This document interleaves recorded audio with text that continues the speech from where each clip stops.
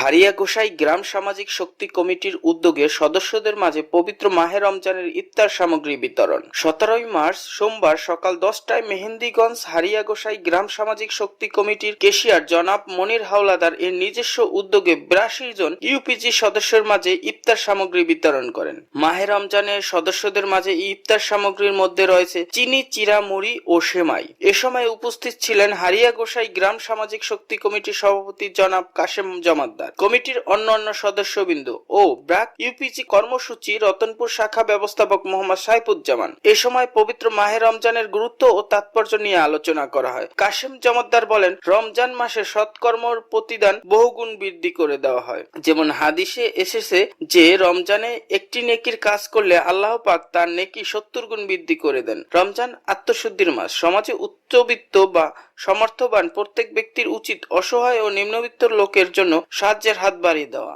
News desk, Bijli TV.